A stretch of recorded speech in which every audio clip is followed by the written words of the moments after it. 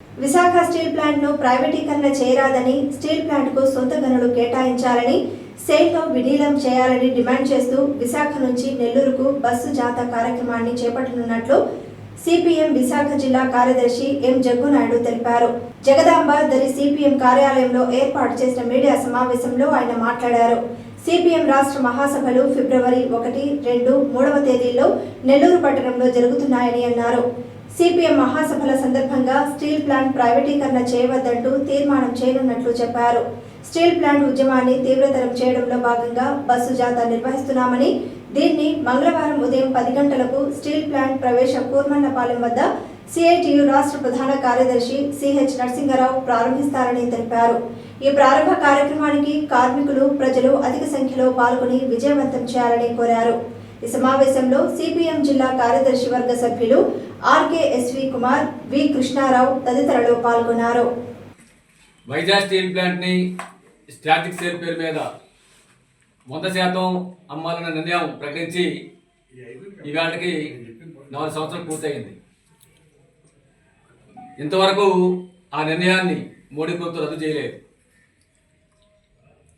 Steel plant ని లాభాల పాటు పట్టిస్తాం, స్టీల్ ప్లాంట్ అమ్మకం అయిపోయిందని చెప్పని కేంద్ర మంత్రులు, రాష్ట్ర ముఖ్యమంత్రి, ఉప ముఖ్యమంత్రి, మంత్రులు చెప్తున్నారు.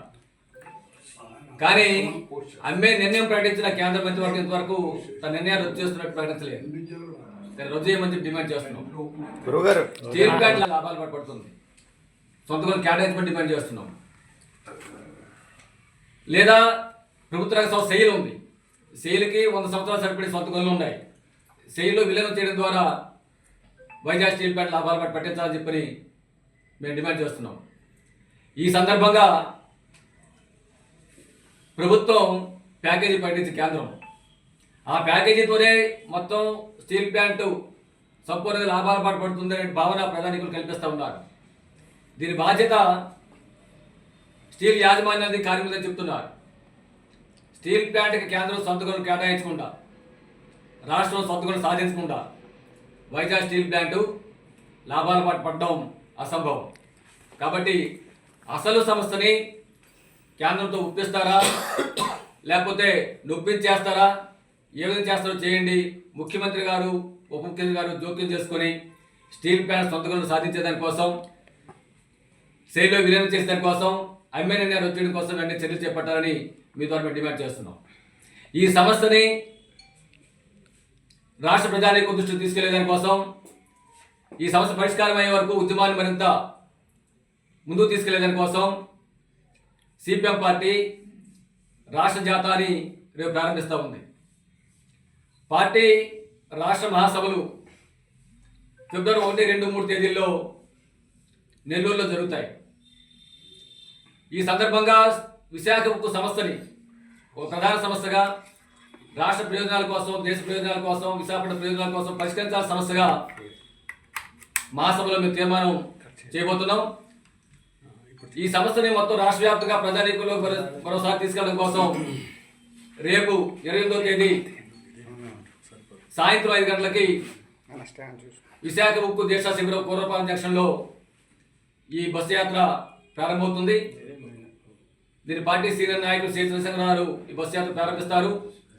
రేపు ప్రారంభమయ్యే ఈ యాత్ర రాష్ట్రం అంతా 4 రోజుల పాటు తిరిగి ఈ నెల 31వ తేదీన రాత్రికి నెల్లూరు చేరుతుంది. రాష్ట్ర మహాసభల్లో వైజాగ్ స్టీల్ ప్లాంట్ రక్షణ కోసం తీర్మానం చేయడం ద్వారా సిపిఎం పార్టీ ప్రారంభం నుంచి ఎంతవరకు ఎటువంటి కృషి చేస్తూ ఉందో స్టీల్ ప్లాంట్ రక్షణ కోసం, భవిష్యత్తులో దీన్ని పూర్తి స్థాయిలో ప్రభుత్వ రంగంలో నిలిపేదాని కోసం కార్యాచరణని ముందుకు తీసుకెళ్తామని చెప్పని మీ ద్వారా తెలియజేస్తూ ఉన్నాం. రాష్ట్ర ప్రజానీకం ఈ యాత్ర జయప్రదం చేయాలని, రేపు జరిగేటువంటి ప్రారంభ యాత్రకి విశాఖ ఉక్కు కార్మికులు, విశాఖ ప్రజానీకం పెద్ద ఎత్తున పాల్గొని జయప్రదం చేయాల్సిందిగా మీ ద్వారా విజ్ఞప్తి చేస్తున్నాం. ఫిబ్రవరి 1, 2, 3 తేదీల్లో నెల్లూరులో జరుగుతున్నాయి.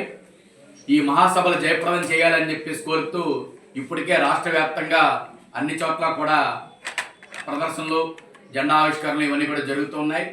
ప్రత్యేకించి విశాఖపట్నం నుంచి స్టీల్ పరిరక్షణ కోసం విశాఖ ఉక్కు ఆంధ్రుల హక్కు అని పోరాడి సాధించుకున్నటువంటి స్టీల్ ప్లాంట్ ఏదైతే ఉందో ఈ స్టీల్ ప్లాంట్ని అమ్మాలన్న కేంద్ర బీజేపీ నిర్ణయానికి వ్యతిరేకంగా విశాఖపట్నం స్టీల్ ప్లాంట్ కురవనపాలెం దీక్షా శిబిరం నుంచి ఒక ప్రత్యేకమైన జాత తీసుకొని వెళ్ళి ప్రచార జాత ఇది విశాఖపట్నం నుంచి నెల్లూరు వరకు రాష్ట్రం మొత్తం అన్ని జిల్లాల్లోనూ కూడా ముఖ్యమైన అన్ని పట్టణాల్లోనూ కూడా సభలు జరిపి ప్రజలను చైతన్యవంతం చేసి విశాఖ ఉక్కుని ఒక ప్రధాన ఎజెండాగా చేసేటట్టుగా రాష్ట్ర ప్రజల దృష్టిని ఆకర్షించేటట్టుగా ఈ జాతర జరుగుతుంది.